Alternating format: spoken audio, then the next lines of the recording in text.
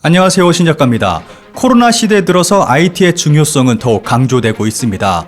IT는 국가의 미래 경쟁력을 말해줄 정도로 중요한 시대입니다. 그런데 일본은 아직도 놀라운 모습을 보여주고 있습니다. 파도 끝도 없이 나오는 황당한 일본의 후진적 IT 모습입니다. 일본에서 벌어진 라인 사태로 인해서 일본의 IT는 한 걸음 더 뒤로 뒤처지게 됐고, 일본 정부가 야심차게 준비 중인 전자정부 사업은 어이없는 사고만 일으키며 제자리 걸음만 지속 중입니다. 다들 아시다시피 일본은 110V를 사용하고 있습니다. 지도를 보시면 알 수 있듯이 북미와 중남미 일부 국가, 일본을 제외하고는 거의 대부분 220V를 사용하고 있습니다.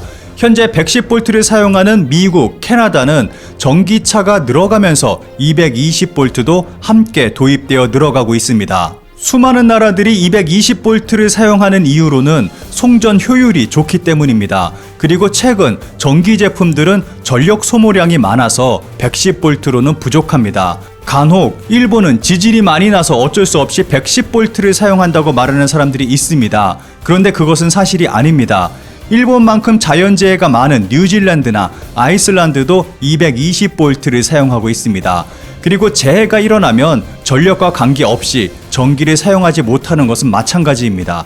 일본이 110V를 고집하는 이유는 굳이 바꿀 필요가 없기 때문입니다. 일본 정부는 110V를 바꾸려는 시도를 하지 않는 상태에서 이제는 모두 망해버린 일본의 가전업체들은 싸구려 내수용 110V용 제품만을 만들어내고 있습니다.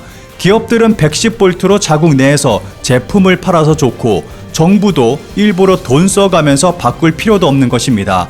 일본의 전자업체들은 모두 몰락했고 중국과 대만의 회사가 됐습니다. 그리고 말도 안 되는 스펙의 물건들이 한국의 최신형 제품보다 가격이 비싸게 판매되고 있습니다. 일본은 전기의 주파수도 다릅니다. 요즘은 겸용 제품이 출시되고 있지만 두 개의 주파수에 대응하게 설계, 제작하는 것도 낭비라는 생각이 듭니다. 그리고 지진 등의 재난으로 인해 한쪽 지역에서 전기를 사용하지 못하는 상황이 왔을 때 주파수가 다른 지역에서 전기를 끌어와도 사용하지 못하는 상황이 벌어질 수도 있습니다. 게다가 도로의 신호등도 그 지역 전기 주파수와 동일하게 제작되는데 30프레임의 블랙박스로 60Hz의 관서지역 신호등을 찍으면 프레임이 맞아떨어져서 신호등이 시커멓게 나오는 결과를 볼 수 있습니다. 반대로 25프레임의 블랙박스는 관동의 50Hz 신호등이 제대로 안 찍힙니다. 이렇게 되면 블랙박스 영상이 증거물로서 제대로 사용될 수가 없습니다. 이러한 이유로 일본의 차량용 블랙박스는 27.5프레임 같은 근본 없는 스펙이 나오고 있습니다. 한국 블랙박스를 일본에 수출할 때도 30프레임을 27.5프레임으로 변경해서 수출하고 있습니다. 그리고 일본은 110V에 딸리는 전력을 사용하면서 멀티탭에 여러 개의 전기 제품을 사용해 냉동고에 전기가 나가 1,000회분이나 되는 백신을 폐기하기도 했습니다. 이런 일본이 최근에는 다시 아날로그 시대로 돌아가고 있습니다. 일본에서 서비스 중인 라인의 개인정보가 중국에서 열람 가능하다는 이유로 일본 정부는 라인 제재를 실행하고 있습니다. 일본에서 라인을 내쫓으려는 일본 정부의 움직임이라는 소리도 있는데, 우리의 카톡과 같이 라인이 일본 내에서 차지하는 영향력이 워낙 커서 가능한 일일지는 모르겠습니다. 라인 사태가 터지자 일본의 중앙정부를 비롯해서 전국의 지자체들은 라인을 활용한 거의 모든 서비스를 중단하고 있습니다. 예를 든다면 삿포로시는 라인을 통한 아이들의 고민 등의 상담과 청소년을 위한 진로, 취업 상담 서비스를 중단했습니다. 모두 개인정보를 포함하는 점에서 안정성이 확인될 때까지 라인 사용을 중단하고 전화나 메일로만 상담 접수를 하겠다고 밝히고 있습니다. 홋카이도도 라인을 활용한 17개 사업을 모두 중단한 상태입니다. 이러한 현상이 일본 전국 지자체에서 벌어지고 있는 것입니다. 그런데 라인의 스마트폰 결제인 라인페이를 사용한 수도요금의 지불이나 라인을 이용한 정보 발송 서비스는 여전히 지속할 방침이라고 밝히고 있습니다. 그런데 재밌는 것은 여기에 백신 접종도 포함되어 있다는 것입니다. 일본 정부는 라인을 이용한 백신 접종 예약을 일시 정지할 것을 검토 중이라고 밝혔습니다. 일본 정부는 민감한 내용이 포함된 정보는 라인을 이용하지 말 것에 대한 지침을 내렸습니다. 여기에는 정보기관의 민감한 정보와 개인정보가 담긴 것은 라인 서비스 이용을 중지한다는 내용이 담겨 있습니다. 그리고 현재 일본 정부는 지방자치단체용으로 백신 접종 예약 시스템을 개발 중에 있어서 라인 사용을 하지 않아도 문제될 것은 없다고 밝히고 있습니다. 그런데 일본 정부는 의료용품 관리 시스템과 백신 접종 시스템을 개발하고 있었고, 이 사업은 이미 예전에 오류와 비리투성이로 드러났습니다. 시스템은 제대로 작동하지 않고 엄청난 돈이 관료와 개발업체의 주머니로 들어갔습니다. 그런데 이번 라인 사태를 계기로 이 사업을 당당히 선전하고 있다는 생각이 듭니다. 현재 일본 정부는 라인 사용을 중지하고 라인을 이용했던 업무들은 전화, 팩스, 이메일로 대체하면서 완벽하게 아날로그 시대로 회귀하고 있습니다. 그리고 백신 접종과 관련된 사항도 라인 없이 오류와 비리투성이인 자체 프로그램을 사용하게 된다면 커다란 문제들이 발생할 것입니다. 라인이 일본 사회에 차지하는 비중이 압도적으로 커다란 만큼 일본 정부는 이것저것 해먹다가 적당한 시기에 라인 제재를 해제할 것으로 예상됩니다. 여기에 더해 또 다른 놀라운 일이 일본에서 발생했습니다. 마이넘버 4,000건 잘못 입력, 후생노동성, 카드보험증 이용 연기.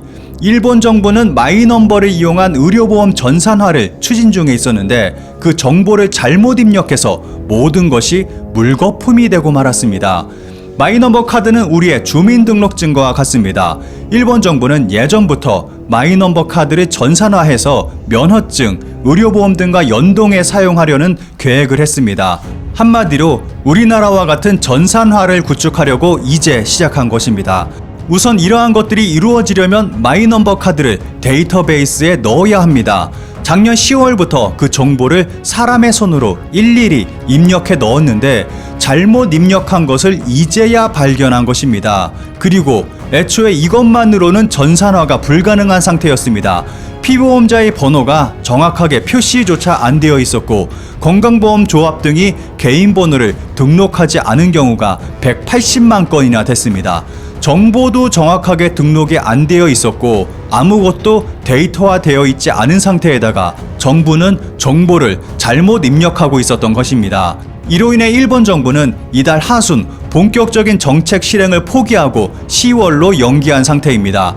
이 뉴스에 일본 국민들은 다들 비슷한 목소리를 내고 있습니다. 대표적인 댓글 딱 2개만 살펴보겠습니다. 대단하다. 아직도 이런 아날로그적인 방법으로 대응하려고 하고 있었다니. 연금 문제와 같다. 진보가 없다. 건강보험 데이터는 존재한다. 마이넘버 카드의 데이터도 물론 존재한다. 서버, 프로그램 같은 건 잘 모르지만 이름과 주소로 한번 매칭 작업하면 대부분이 거기서 끝낼 수 있을 것 같은 기분이 드는데 말이야.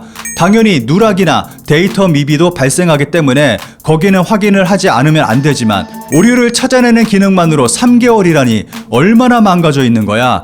역시 친구 기업을 재검토하는 것이 좋지 않을까? 어느 기업이 수주하고 어느 기업이 데이터 입력을 하고 있는지 공표해줬으면 좋겠다. 물론 총 예산도.